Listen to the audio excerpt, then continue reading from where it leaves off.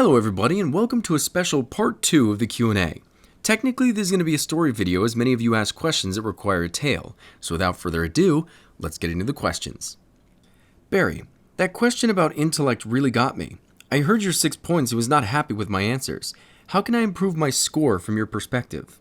I think this is a really good question, and I also want to commend you on being so honest with yourself.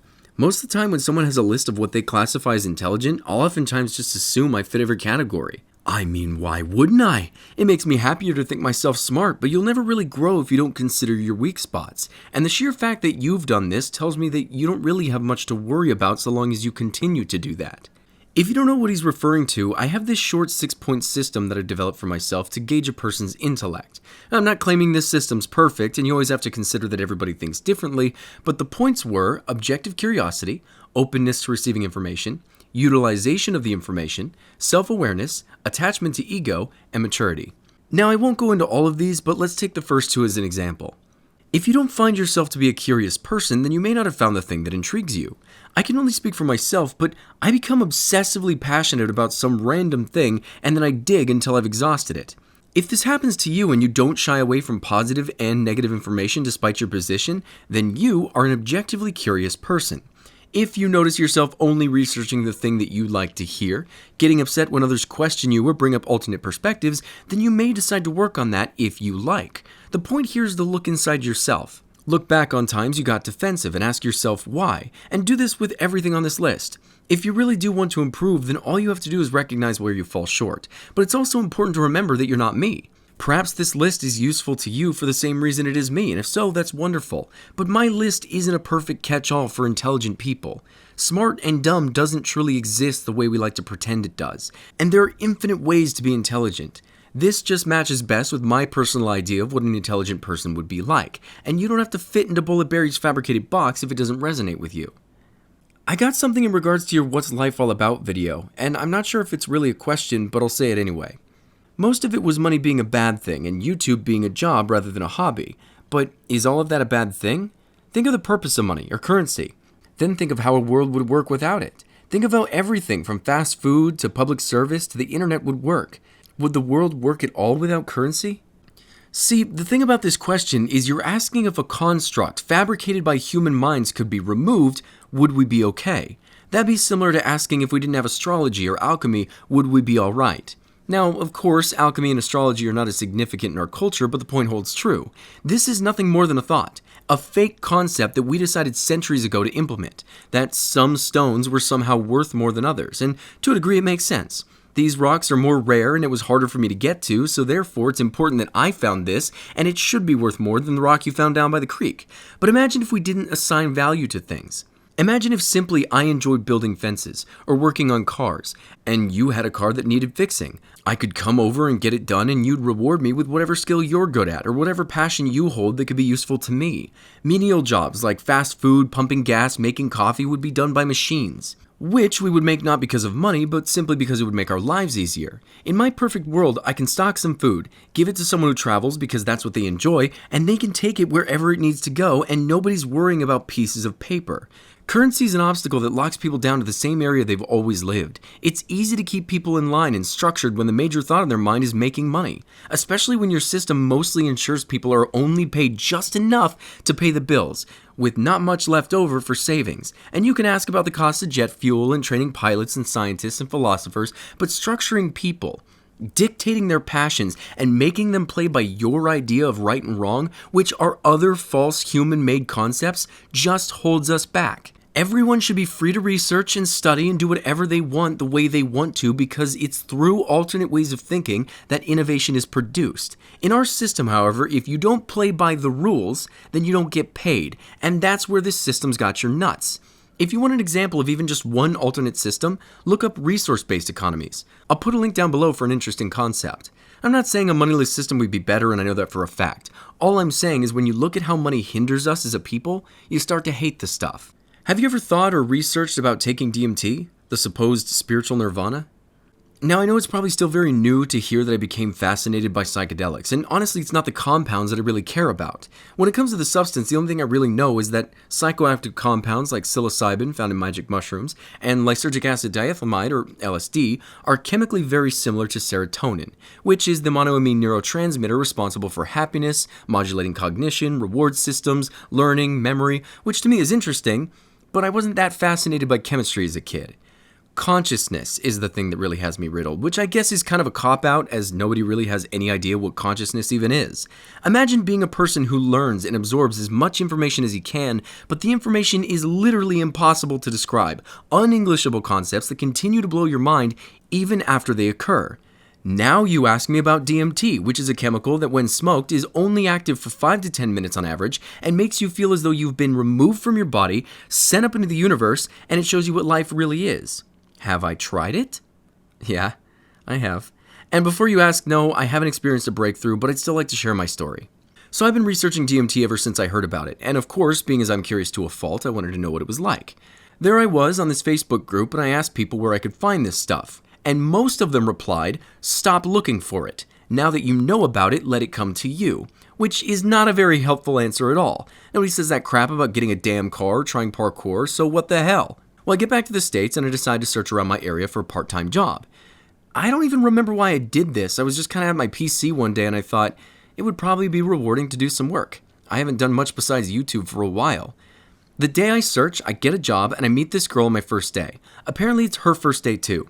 She's telling me about crystals. I guess she collects a lot of spiritual stones, and I use that as an opening to tell her about my mushroom and LSD experiences. The next day she asks me for a ride, says she'll give me some money if I take her home. And on the way, she brings up DMT. Have you ever heard about it? She asks. Hell yeah, I've heard about it, I replied. She then says if I'd like, she'd give me some of that instead of money. Now in my head, I'm a bit annoyed. I'm quite a skeptical person, but whether I like it or not, the DMT did come to me. I never even mentioned the stuff to her before. She gives me the DMT, I go to a friend's house, and I try it that night. So there I am, I'm at my friend's house, and I'm laying on his couch, and I got the DMT in my hand. So I take the first hit, and everything became very Borderlands. Everything kind of looked cel-shaded. You could really see the outlines of everything. And colors became very intense. I actually did kind of feel like I was becoming a Borderlands character. I take the second hit, and this part was weird. It was as if my body could feel like a train was coming to hit me.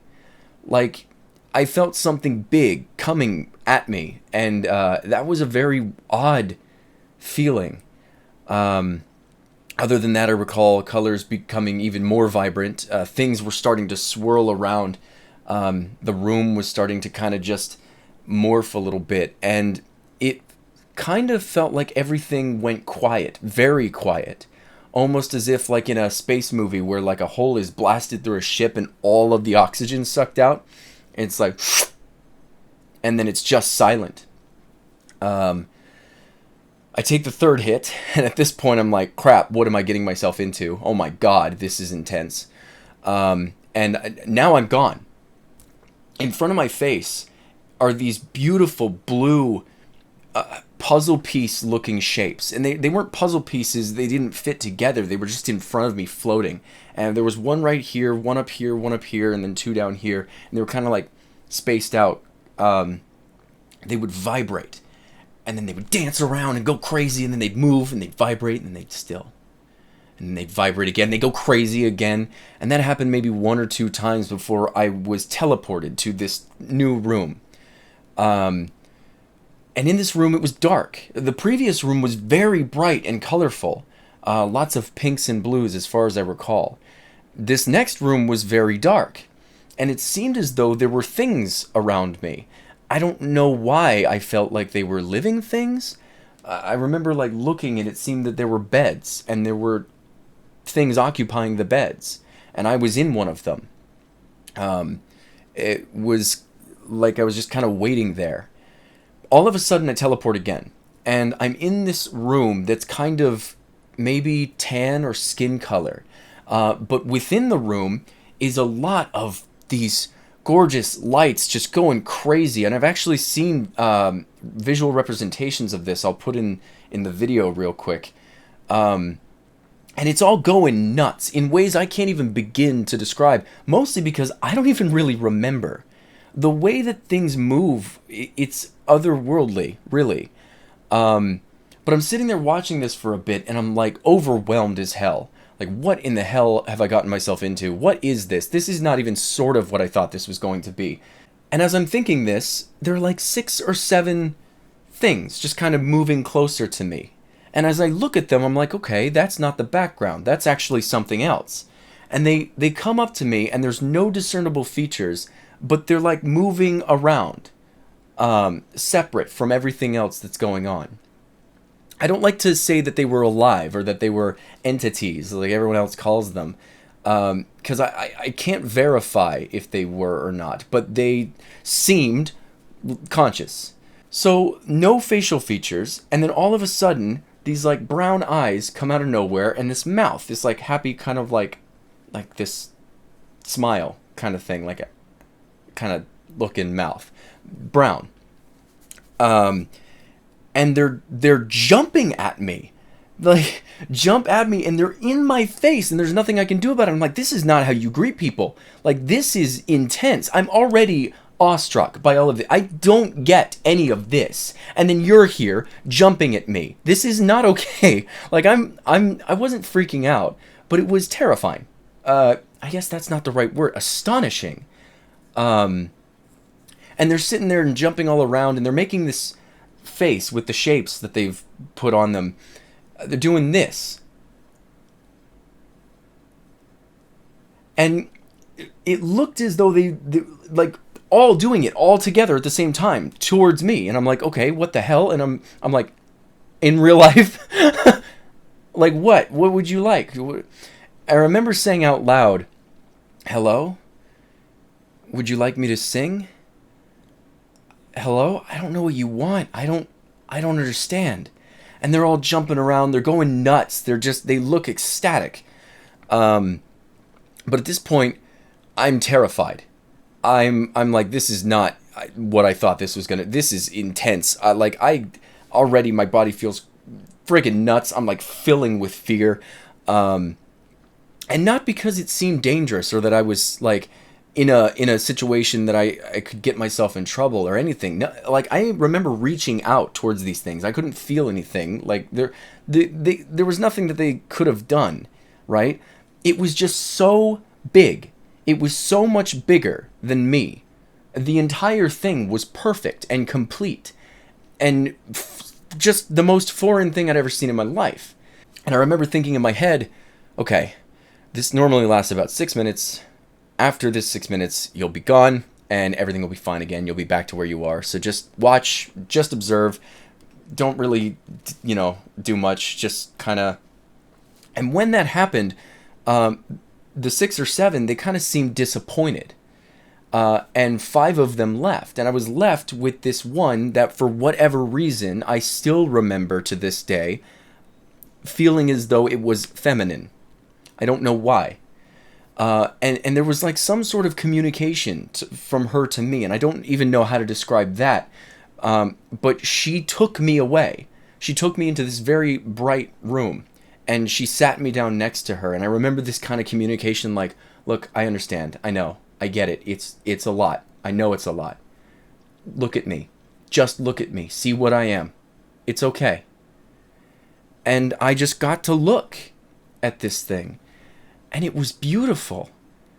And not in like any attractive way. It was like this maybe square-shaped looking tubes running through it, with light pulsating through those tubes in many different colors. This thing was gorgeous, and it looked real. Like, even now, I can't even remember really what it looked like, but I remember it had more dimensions than this one.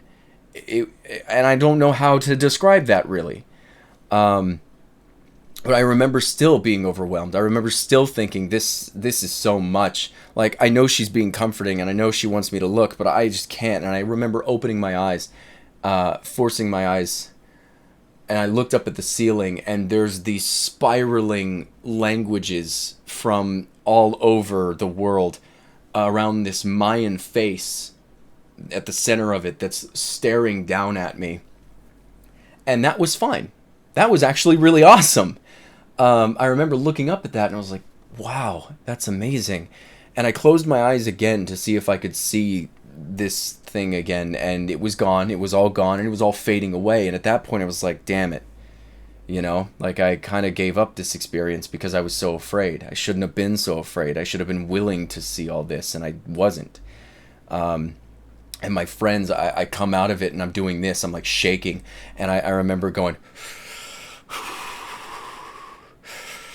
and my friends are like, dude, like, you seem shook. Are you okay? And I was like, no, look, I'm okay.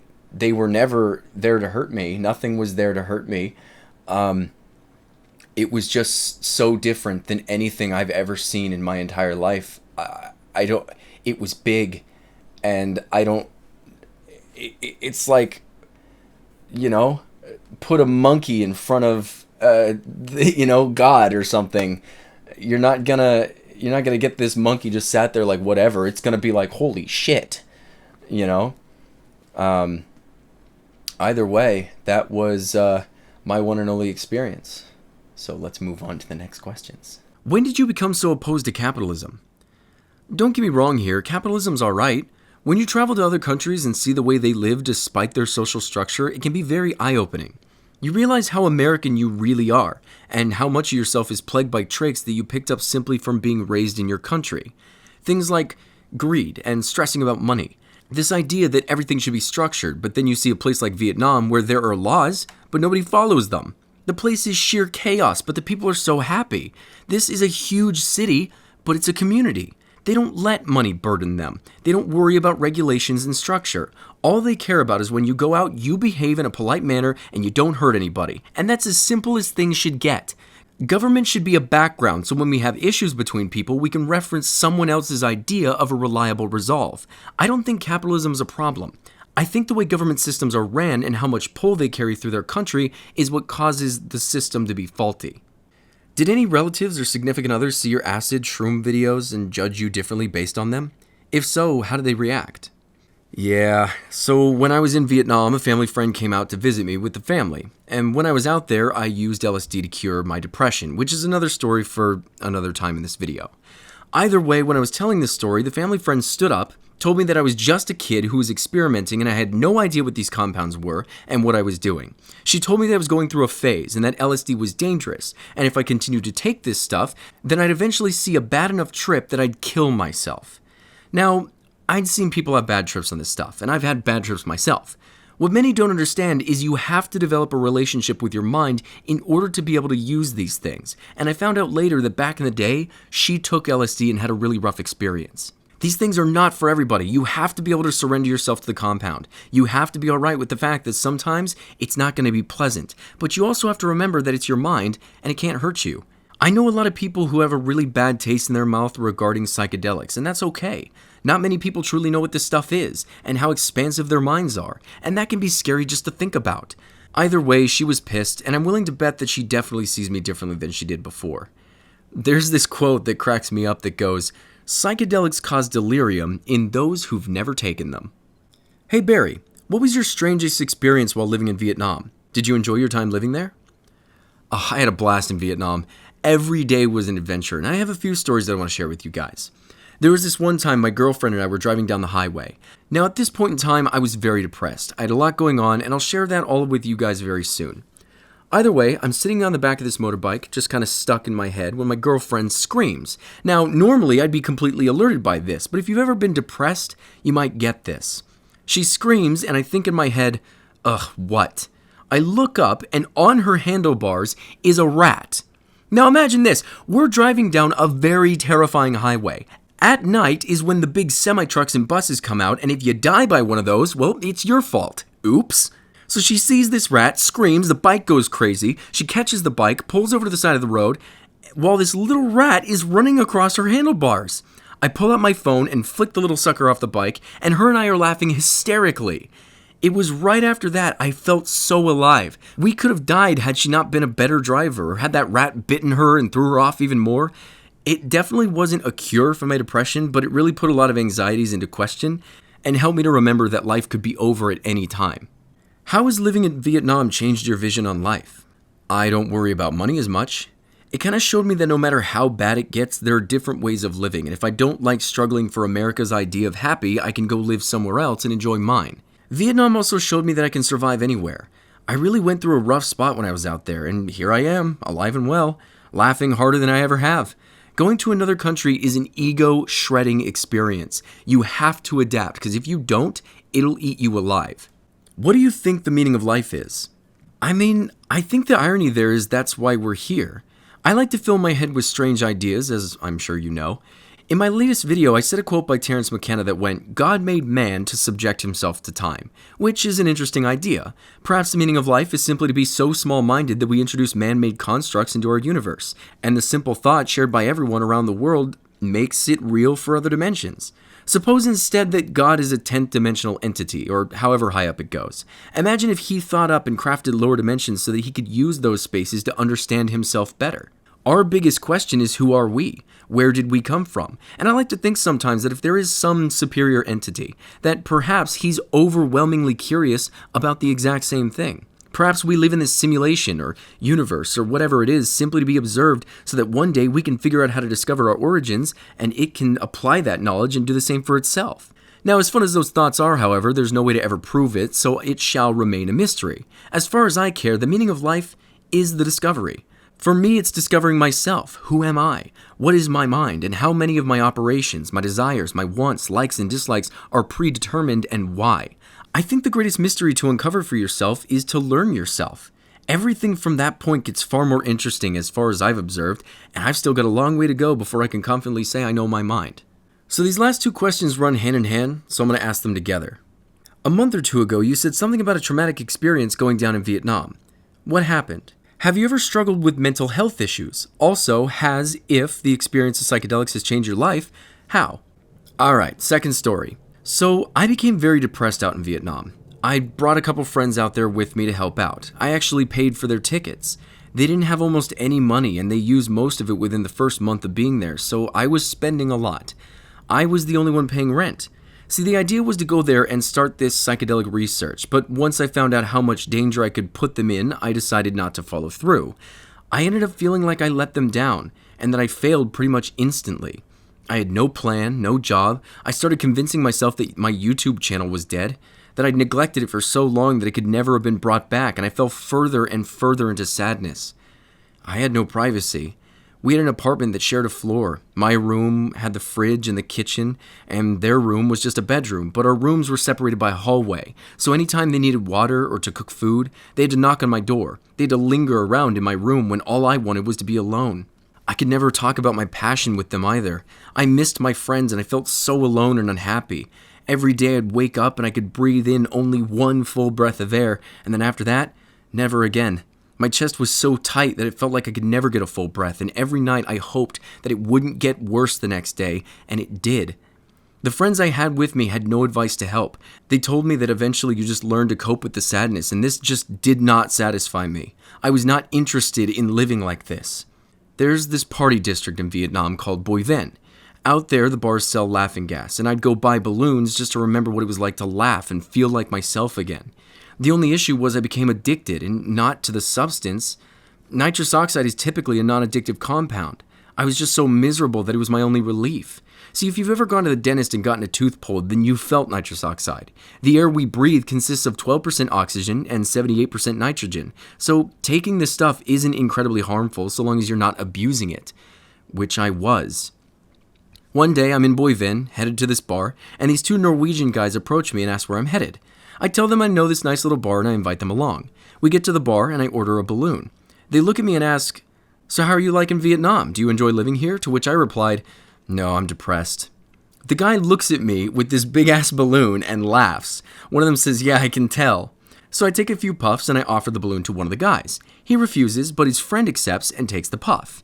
Now, I'm currently under the effects of this substance, which if you've never experienced it, it feels like your body goes numb. You get this very powerful buzz in your head, noises start to slow down and echo in a very peculiar way, and then your mind wanders into a very vivid daydream, which feels like it lasts a very long time, but is really only about 3 seconds, and then it wears off and you forget the whole thing.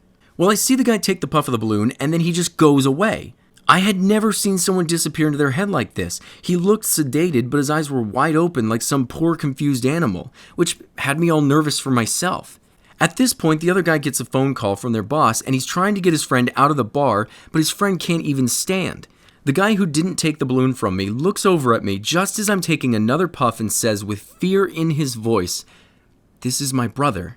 He seemed so scared. Instantly, I'm set into this very vivid daydream where I'm guilting myself. I see people I meet and their lives are greatly worsened simply because of meeting me and all these pressures that I had before. I imagine some guy gave my brother a hit of this balloon and how I would feel. I imagined myself as a villain, the guilt, feeling directionless, stuck in a money hole, missing my friends, and now this poor guy. I came out of it in a cold sweat. I was so distraught, and I looked at the rest of my balloon and let it fly off. From that moment forward, I'd have flashbacks. If I ever smelt rubber, it'd remind me of the balloon. I'd have a panic attack. If I smelt cigarettes or even drank a coffee, anything that altered my perception would leave me broken. I'd start to shake, tears would fill my vision, I wouldn't be able to breathe. It was around this time that I called my family and friends. Everyone who could possibly help me, and none of the advice really did help. It was nice. Sometimes it would relieve me just to know that I wasn't the only person who ever experienced this, but it wasn't me anymore. There was this day that I realized I had triggers. Smelling the balloon or even people saying buy one get one free would send me into a panic attack, as a few of those bars had deals like that for the balloon. I thought I had PTSD, and it got so bad I would think about harming people, hurting people around me, or hurting myself. I remember saying that I couldn't live like this anymore. I remembered all of the research that I'd done on psychedelics, neuroplasticity, the production of new healthy neurological connections in your brain, neurogenesis, the production of new healthy brain cells. I thought of statistics that I'd seen about one psychedelic dose being able to completely cure 80% of people's PTSD, anxiety, depression, and addiction, and everywhere I turned, everyone told me no.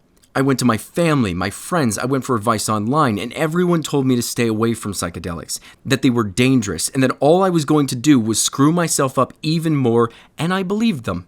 Screw the research I've been doing for 10 months, I guess, but I was in such a suggestible and vulnerable mindset. About 2 months went by, and I spent every day getting sadder and sadder, hoping every night that I'd wake up and feel a little better, only to have felt the exact same or worse.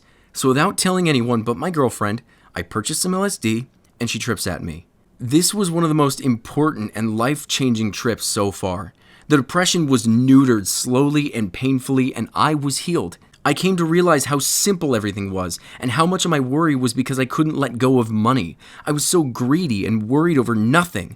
I wasn't letting myself enjoy Vietnam because I had so much unnecessary guilt and regret that I wouldn't let myself just let go and let the experience show me whatever it was going to show me. I remember looking in the mirror and not thinking much about the reflection I saw. When I went back and stared at myself and I smiled, the second I smiled, I screamed out, "Hey, I recognize you! I love you and I missed you so much!" I just had forgotten what it was like to be happy, and ironically had forgotten that it was me who decides to be happy or not. From that point forward, my trip to Vietnam became one of the most important experiences of my life so far, and that experience showed me that I can survive, and worry is a bunch of crap.